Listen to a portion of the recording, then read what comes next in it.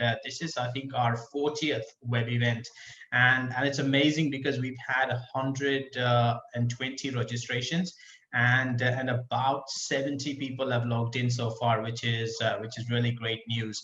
And thank you very much, everyone, for taking the time out on a Friday to kind of join with us. My name is Hemang Laaheru. I am a lawyer, and I am also a partner at SmartMove Immigration. What you see on the screen at the moment is just a quick insight into a couple of our programs which are coming up next. We have a web event on UK spouse visas, and which is tomorrow at 6 p.m. IST. And we have another event next Friday, which is for the, specifically for the investor pathways to Canada. So for, those of you who might be interested or know of people who are interested in migrating to Canada or making investments even in Canada, then that'll definitely be worth your while to kind of run through on that. Today, our focus is to talk about the UK and the sole representative visa. Before we kind of get into the details on that, it might just be, give you a little bit of an insight into who we are. We are an immigration law firm. So we are lawyers and solicitors. We specialize in the practice of immigration law, specifically UK immigration. Been in the business since 2009. We've done more than 8,000 consultations. We've had a history of successful applications in the last 10 years. The good part about our job is we get clientele from all around the world. So not restricted to India alone, but we have clientele from Middle East, from South Africa, Far East as well, and the USA. So really a nice chunk of people that we get to speak to. What really is more interesting is a history of success. So we have a near perfect score when it comes to an application, or specifically on the investor visa side. We're recognized by our clients, as you can see from the ratings that we get on our Google and Facebook pages. As a professional entity, we are members of the Law Society of England and Wales. We also are part of the Bar Council in India, and we're members of the Immigration Law Practitioners Association as well. We've got a bunch of awards that we've been recognized for from the industry body. And what kind of sets us apart is our ability to provide in support across the country. So we have our offices in Bombay, Delhi, Bangalore, in India, and we also have an office in London. And we're able to provide in-country expertise and support to our clients. Just to give you a flavor, we deal with a wide spectrum of clients. Some of our corporate names that you might be familiar with are the ones that you see on the screen, and we've kind of helped them set up operations in the UK, and worked on their applications in different formats. So that's about us, and that's kind of establishes the scene in terms of our credibility to kind of speak and share some insights on this topic. So what we are able to do today is we've got a very interesting program lined up for you today. Just to kind of give you a little bit of an insight, what we are all about as a company is we have a multi-stage process. We screen applicants based on their profile to check their eligibility, to see their fitment, identify where is it that they want to go to, and then kind of go through the next steps. And that's kind of the secret from our perspective in terms of the successful application that we have. Because when you start right, so as they say, well begun is half done. So when you're starting right and you've got your basics correct, then it's about reviewing the paperwork, putting the documentation together, and from our perspective, we are the representatives on record for our clients. So everything that is being done directly through us. We don't have other intermediaries. We're not working through anybody else. We have service partners in country So when our clients want to look at investment opportunities, or when our clients want to look at making purchases for additional businesses, or they want accounting support in the UK, we can connect them with people. But as far as the immigration piece goes, we directly represent our clients, in that context. Right. So what we're looking at today is getting an insight in terms of what makes UK, a special destination. We're looking at an overview about the business migration options. So whilst the talk is focused on sole representative visa, we understand that there are different routes that might be of interest. So we're going to give a quick insight into all of those as well. The sole representative visa, which is going to be the main focus of our chat today, giving you insights in terms of how does the category work, what are the eligibility, what are the business requirements for this, and how does the process go. And it was such an amazing experience that when we had entries for registrations, we've already had so many questions that people have had on this particular visa category, and it's really interesting to see how the thought process goes for these visas. And we're going to answer all of these questions on this program, and we've got time set aside towards the end of this module to look at the Q&A part from that perspective. So quite an interesting session that we've got lined up. I would like to kind of request you that if you have questions, you can keep dropping them into the Q&A box. So if you have asked a question at the time of registration, we'll pick it up in the Q&A segment. If you want to ask any questions on the basis of the presentation that's going on, or if something else has just popped into your head, then the Q&A box is the spot for you. So keep dropping your questions in the Q&A box, and we will start answering them and take it up as we go along. We're happy to answer any and all questions pertaining to UK immigration, specifically the sole representative route. And if in the interest of time we're not able to complete that, we will come back to you and answer them on a one-to-one basis. So rest assured, you will get a response on it, either during the program or from us once the program has been completed. Right. So kicking off and looking at what makes UK such an interesting destination, and we've got some text to go with it, but I just thought it'll be interesting to have a look at this clip instead. So just give us a moment. I'll just get that organized for you.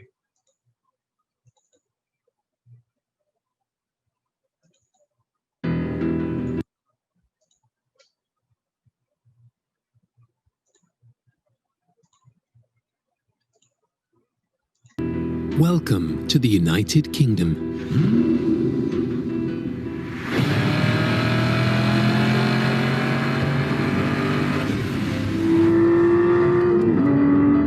Welcome to an automotive industry that exports to over 100 markets worldwide.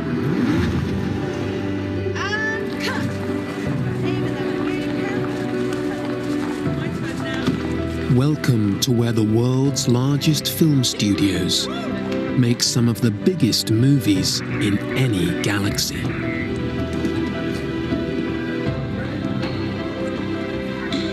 Welcome to the first test bed for 5G technologies and speeds of 10 gigabytes per second. Welcome to where the world's top pharmaceutical companies find their talent.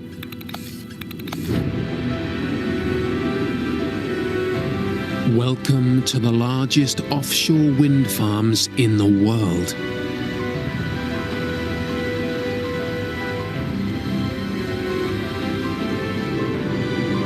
Welcome to the biggest air transport system in Europe, a gateway for the world.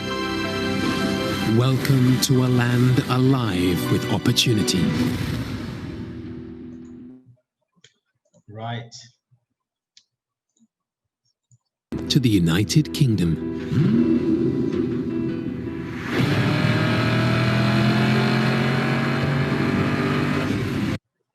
Right, so it was an interesting video, one that gets a lot of replay requests as well. Right, so here's the interesting statistic in terms of why is UK such an interesting destination, specifically from an Indian point of view. If you look at the statistics for 2017 and for 2018, India was the second biggest source country for migrants to the UK, and we were second only to Poland.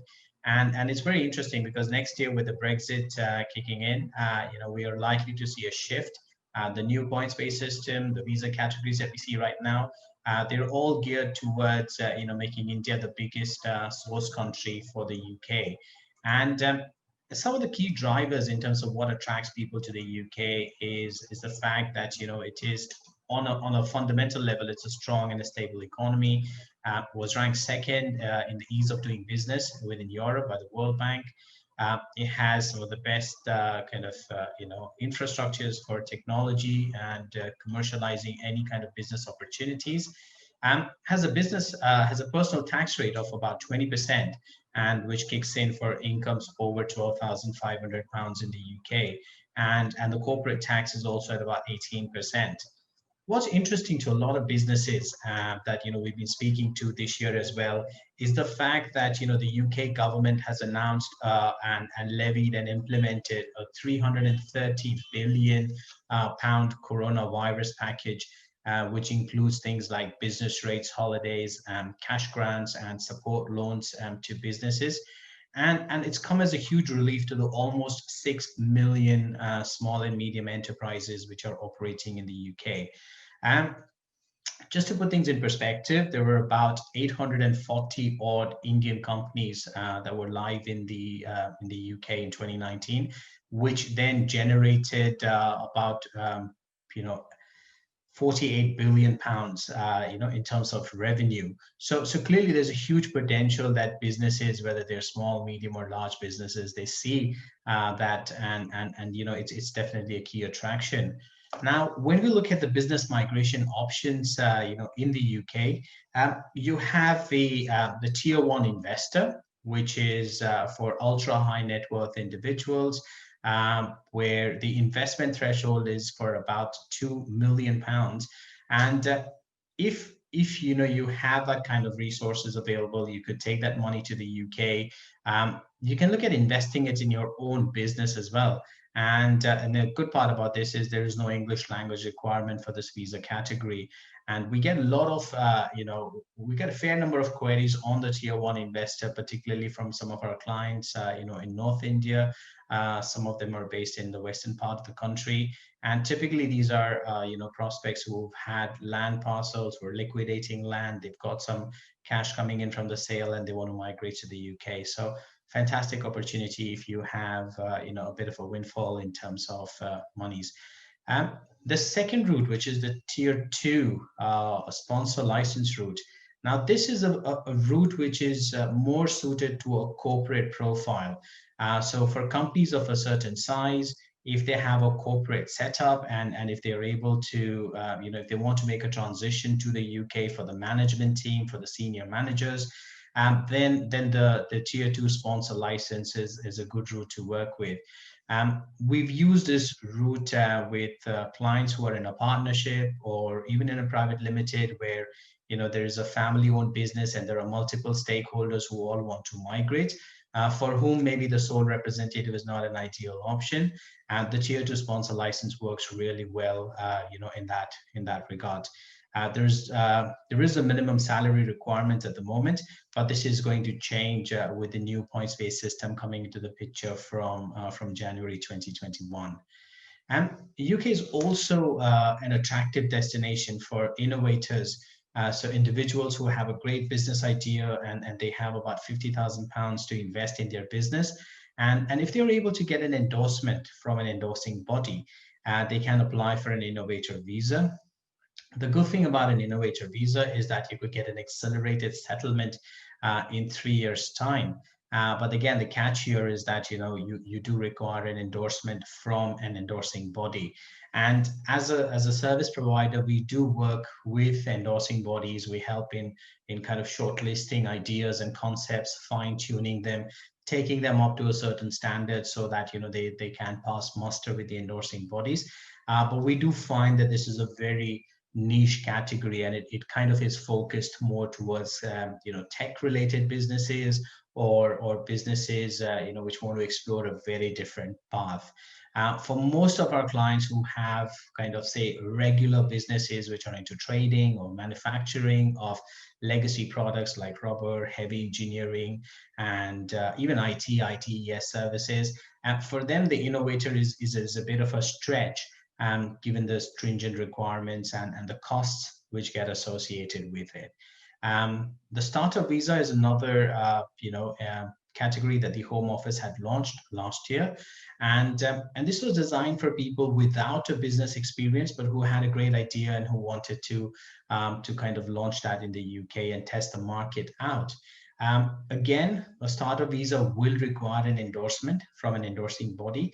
And typically, our clients who are looking at a startup visa, they're either young graduates from UK universities who want to explore a business side of things before they can actually get ahead with kind of exploring a job market or something on those lines.